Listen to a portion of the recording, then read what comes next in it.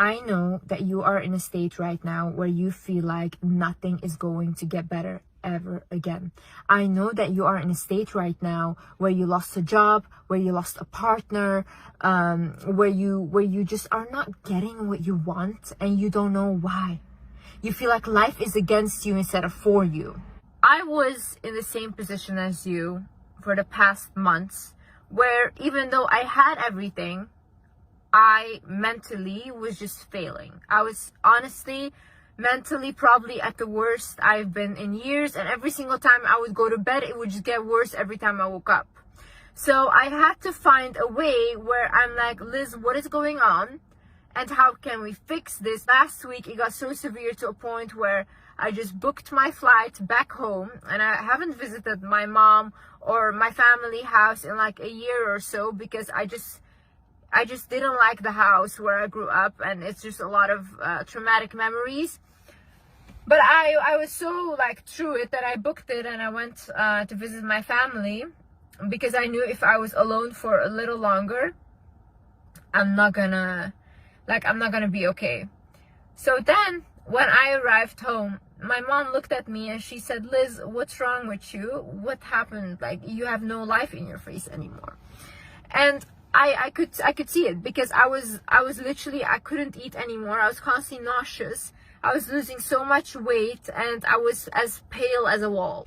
In this video, I will tell you how you can stop feeling lost, and how you have to remember that everything will be okay, because that is just facts. Hi guys, my name is Liz and welcome back to my channel. So one of the first things you need to learn is detachment and letting go. Why am I saying this? Okay, so when for the past months, I had been trying to control everyone and everything around me, okay? I tried to control my life. I tried to control the people around me, their life, because I didn't want anyone to fail or feel hurt or whatever, okay? First of all, you can never control anyone. You can never control whether someone stays with you. You can never control if someone leaves, because that is just not in your control. People have free will. People can do whatever they want, okay? Second of all, when you have attachment to something so hard, what is that showing everyone around you and the universe and God is that you don't have that thing.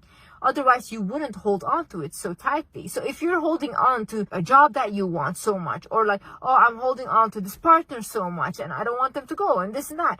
It's like, yeah, but why are you scared that they will go? Because you don't believe you really have it. Because if you know that you have something, or if you know you can get something, you're not desperate for it. You're not trying to attach yourself to it, because you know it's there and it will always be there.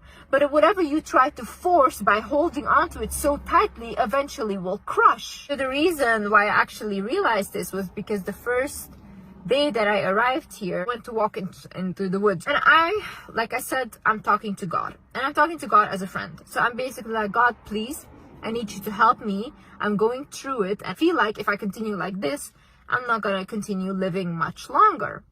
And so when I said that whilst walking, all of a sudden I hear a thought in my head that says, wanting nothing gives you everything.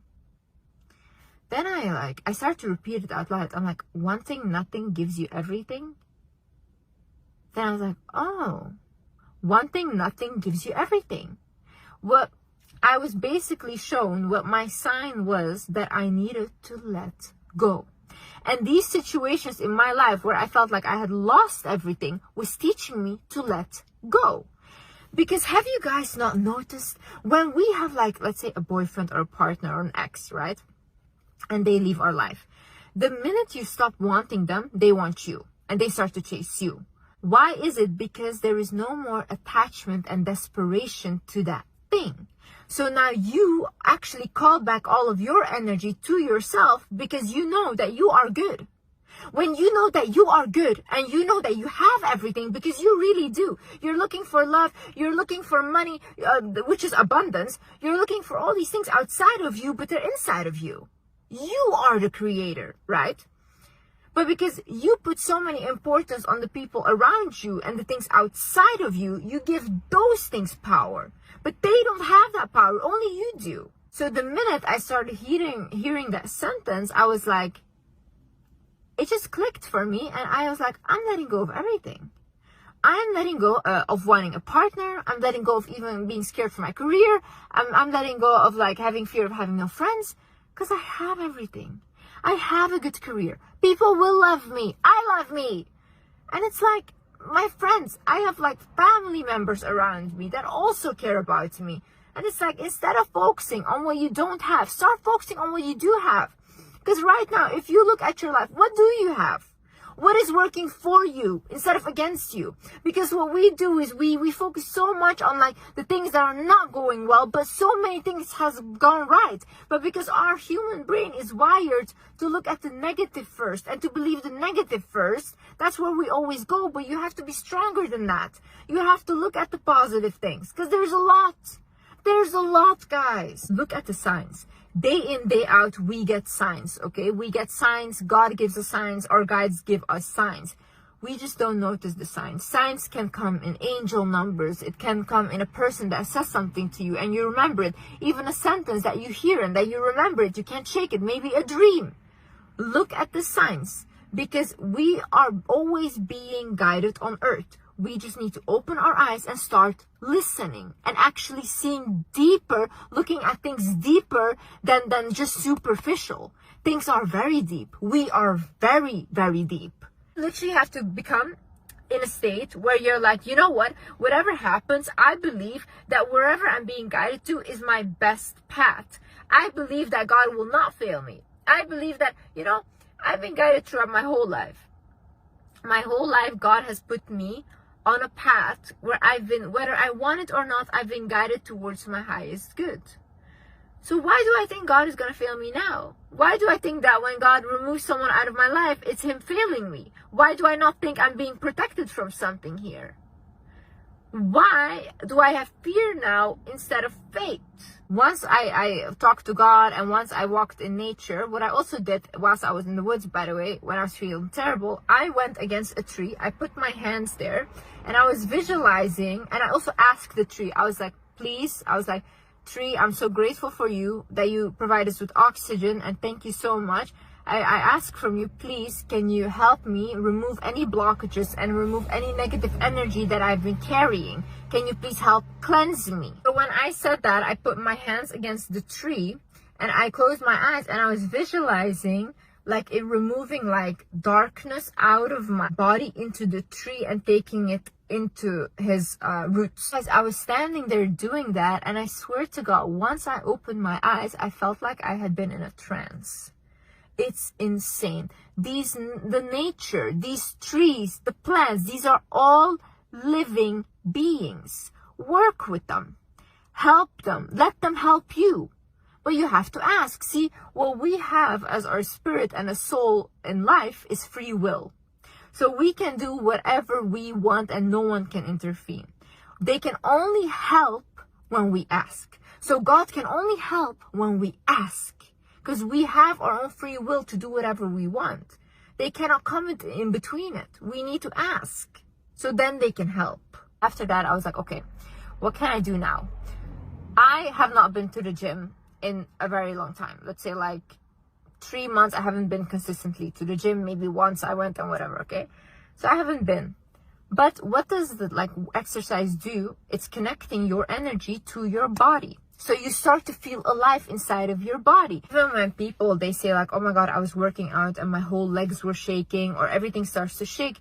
It's your energy moving in your body. This is stagnant energy. When you have a lot of stagnant energy that is not growing, that is not moving, you will start to feel very bad inside of your own skin. You'll start to overthink. You'll start to become depressed because the energy cannot go anywhere. It's just stuck inside of you. But if you move and you move your whole body around and you start exercising, you start to open up that energy. That energy can go out now. It can release. Then I was like, okay, every day now I'm going to go and I'm going to do that. I'm going to exercise my body. And I started doing that. And guys, truly, I cannot describe how much this helps. Another thing is being surrounded by people that truly love you. For me, this is my mom. For me, these are family members of mine. And for me, for the longest time, I realize that I hold on to past mistakes or I make them bigger than they are. But sometimes when you have people in your life that truly, truly just love you, and that, of course, they will make mistakes and stuff, you know, you cannot punish them for the rest of your life for like small mistakes, or maybe if they weren't even small to you. People do grow, people do change. And I think with my family, I had like a very difficult thing understanding that, because I was like, you guys didn't treat me well. But then I'm like, yeah, but these people are also growing now. So they're now also relearning indoctrinated beliefs. They're now trying to change. And even when I'm back here now, I'm really seeing effort like from everyone, from my siblings, from my mom, from like, to really understand me. And it's something that I really appreciate, because it's not something that I've ever had. And this is why I'm also like trying to understand them now and trying to give them some slack and empathy. For me, family and friends and like these people are very important. And I think in life, if you don't have a supportive family at all, or they're very, very toxic, I don't like, obviously you cannot deal with them, but I would say create your own family. Find people around you that love you. Find people around you that want to see you do good. Find people around you that you can grow with. Build that system for yourself. Because if you have, you know, I call it the roots. If you have good roots underneath you, you can grow. Because you have that stable back root, you know. So other people, when they think like, oh, she's completely alone, whatever, she doesn't have anyone in her life, they will take advantage of you, because they see you as an easy target. You will be very easy target for narcissists, sociopaths, because you're very easy to control and manipulate. Make sure you build that system for yourself and surround yourself by people that want to see you do well. Surround yourself by people that applaud you, that want to see you win, that want to see you grow, because them pouring into you will grow you, and same way you will grow them by pouring into them. And it's like an equal give and exchange. So living in the present moment is something so important, because when you have anxiety, when you have all these fears, it's because you're thinking into the future. You're thinking, oh, this might happen. Oh, what if this is going to happen? Oh my God, this is... And it's like, no, the only thing you have is right now. Only thing you have right now is what is happening right now. So once you focus on right now, you can expand right now. You can make it something that you want. And that is also what I'm telling you, like, start to think about what you want instead of what you don't want. I was watching this video of Joe Dispenza, and he basically said, like, a lot of people are living in the past. A lot of people are living in the past mistakes, past problems, and that's what they're constantly recreating for themselves with their brain. But he's like, once you start to actually feel already like the thing you're trying to manifest. So for example, let's say you want to manifest love, but you start to become a very loving person, you love others, and you start to give that love, you already are feeling love. So what happens is you become magnetic. Your aura expands, your energy expands. Now everyone wants to be around you. So now everyone wants to be around you, and it's easy for you to find love now. Because you are love, and you accepted that you are it, and you felt it before it even happened. So that's what your body and your environment will create for you. Same way with wanting money and all these things. Like, once you start to feel abundant for what you already have, those are the rich people. You can have someone that has no money, but they're so happy, like just like having their life, and they're so happy. These are abundant people. I know rich people, they are not happy with their life. It's never good enough. They're poor. In my eyes, they're poor. You know how unhappy they are? It's never ever good enough for them. It's always like an up game. Until when? It's a game they will never win. Once you start pouring into like, oh my God, look at this car that I have. Whoa, beautiful car. I love you, car. You say to your apartment, oh my God, I love you, apartment. You're so beautiful.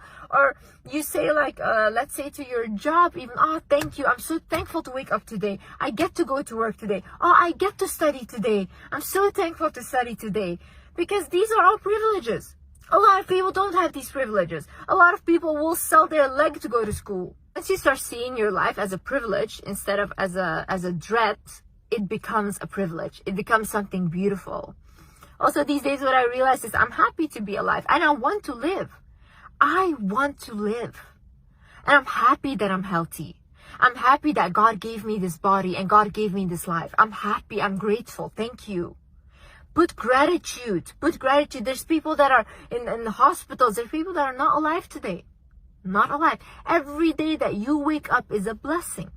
It's another chance at life. God is not done with you. You are not done with yourself yet.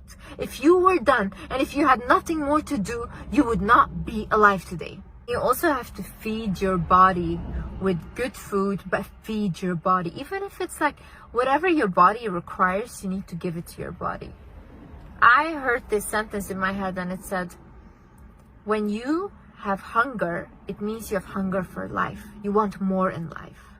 And a lot of people, when they're like this hungry, what they do is they start binge eating, right? But that's not right. What your body actually wants is telling you to create.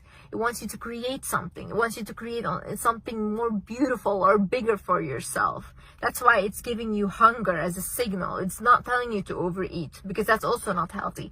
But when you see, for example, people that refuse to eat, like people that have eating disorders and all these things, like I had, what does that mean? You have no more hunger for life. You don't want to live. Because that's truly what it is, right? It's not about being skinny, because it's never skinny enough. You're slowly just taking your own life. So it's like, give your body what it needs. Give your body what it's asking from you. I think also sometimes in life you need to realize when something has served its purpose. You need to realize when a relationship has served its purpose. You need to realize when a friendship, job, when even a country that you move to has served its purpose. When we start to hold something together that is not meant to be there anymore, and you feel like it's not meant to be there anymore, it will slip away anyways. And this is how we crush that thing. You know, by holding it tighter, you will crush it eventually. You need to learn, like, not everything in life is forever. We are not forever. Nothing in life is forever, actually. We are not forever. Nothing is forever, okay? When you are okay with that, you know what? Nothing is forever, and I'm grateful for what this person has taught me in my life. I'm grateful for what they gave me. I'm grateful for the love that I've experienced and the lessons that I learned. Even if it was bad, I still learned lessons. But it's okay, you can go now. You can go. Our mission in each other's life is done. We have completed each other's soul mission, and now we are both meant to move on. It's good to say that to yourself. It's good to accept that that is just the case. But we as humans, we tend to force things. We tend to force jobs. We tend to force friendship. We tend to settle for everything because we think like that's what life's supposed to be. But I don't believe that. I don't believe that when you have this life, you're meant to settle. I think you can have more. I think you can have anything you want. But there's like certain limitations that we put on ourselves. And we say like, oh no, more than that you cannot have. But who told us that? Who told us that? You know, I hear a lot of people say like, oh, if you have a partner that gives you love, he will not give you money. Or if he gives you money, he will not give you love. You cannot have both. It's like, why not? People have both. People have even better. Why can I not have both? I don't have to believe that. I can believe that I can have both. I can believe I can have more. And that's what I will create. In the moment you become okay with not being okay, that is the moment you actually grow. Because we always demonize negative emotions. We don't want to feel them, we want to run away from them. But the more we run away, the bigger they get, and eventually we will have to feel it anyways. So what actually you need to do is face the emotions firsthand. Feel them. That's what I had to do. These past months, I felt like the ground was slipping away from underneath my feet. And I was like, stability, I was losing everything, okay? But I had to feel that emotion in order to overcome it, because now I feel more stable than I've ever been. Mentally, everything. But I had to first feel it. I had to deal with it, feel it, and that's it. Once I felt it, now I've unlocked this new version of myself that I'm not really disturbed anymore. I don't have anxiety. I literally feel really good about myself. And I wasn't like that even a week ago. No, I was shaking like this, and now I'm like this, stable. You know, the negative parts of ourselves, they need love the most. They need attention the most. But that's the parts that we ignore. That's the parts we run from. That's the parts we try to avoid. We only try to focus on the positive. What about the dark side? The dark side that never got that love. Your inner child that never had love. That's still inside of you. That still doesn't feel good. But you don't want to feel that child. You don't want to talk to that child. So every day you're telling yourself you don't deserve that love. Because you're not pleasant. You're not nice to feel. So it grows until you cannot handle it anymore. And then it explodes right in your face. No, it's time to really face yourself and stop running from yourself. You know, I see a lot of people, they run in everything. They try to run in, oh my God, I want to find meaning for this. I'm going to find this religion. I'm going to find this spirituality. Something to follow and something to tell me who I am. Because I don't know who I am. But instead, you have all the answers. If you would quiet everything around you and if you would just sit with yourself in a meditative form and you listen to your unconscious mind, then you would know, you know everything. You know all the guidance. You don't need anyone to tell you. You don't even need me. You just have to become conscious about your unconscious mind. So whenever you write something even down, like for example, the partner that you want, the life that you want, that is you becoming conscious about your unconscious mind, because now your unconscious knows what to focus on and what you will go to. Let's say, for example, I write in the manifestation journal that I created, right? I write inside of it, I am living in Hawaii with my partner, with my dream husband, whatever. What will happen is I will start to focus on Hawaii now. I will start to be like, should I go on a trip there? Should I move there? All these things. Why? Because now my unconscious has a goal. I wrote it down. It knows where we're going now. But a lot of you guys are all up in the air. You're like, I want to be rich. How? What are you good at? What can you make money with? How? I want my dream partner. What is your dream partner? Have you ever written it down? Have you ever told your unconscious what exactly your dream partner is? No. You don't even know. So start really knowing for yourself what you actually want, so that you know what you can go to. Because right now, it's like this. You have the control to destroy your life, and you have the control to fix your life. It's all up to you. No one is going to save you. No one has to save you. You can only save you. That's it. You're the only one you got. You're the only one you got. Anyways, guys, I hope this video helped someone. I hope you guys learned something. And yeah, you will get through this. Don't worry. You've gotten through much worse. Literally. And God always guides you. God always helps you. You just need to start asking. I love you guys so much. And yeah, I'll see you in the next video. Bye-bye.